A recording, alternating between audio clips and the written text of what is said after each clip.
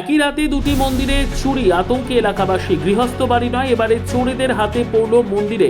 ইংরেজবাজার থানার কাঞ্চনতলা এলাকায় একই রাতে দুটি মন্দিরে চুরির ঘটনায় চাঞ্চল্য ছড়িয়েছে। স্থানীয় সূত্রে জানা গেছে, শতাব্দী প্রাচীন রাধা গোবিন্দ মন্দিরে রবিবার গভীর রাতে দুষ্কৃতীরা তালা ভেঙে তাণ্ডব চালায়।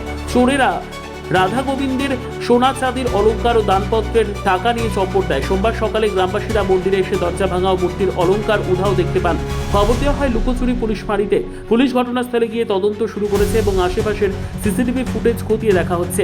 এর কিছুক্ষণ পরই একই এলাকায় 100 মিটারের ব্যবধানে কালী মনসা মন্দিরে চুরির ঘটনা প্রকাশ্যে আসে।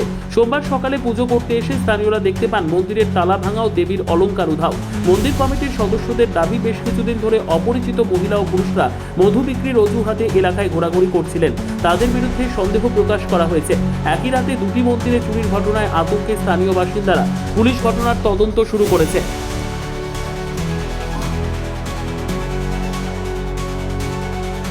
কি হয়েছিল সকালে উঠে, কি দেখলেন?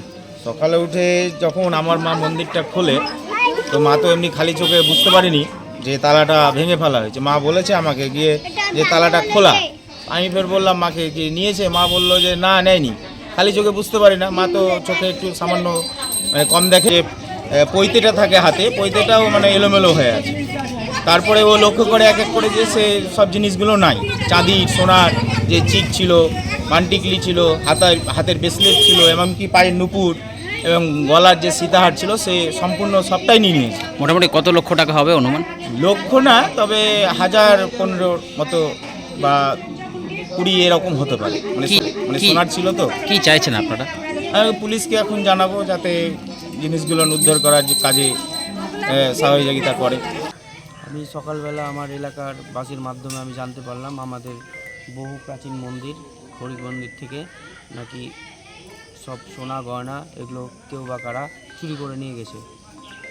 এইসব ঘটনা তো আমাদের এখানে হয় না, মানে আমরা ভাবতেও পারছি না এইসব কারা করেছে। তারপর আমরা পুলিশ প্রশাসনকে জানালাম এবং পুলিশ প্রশাসন এসেছিলো, দেখে গেল।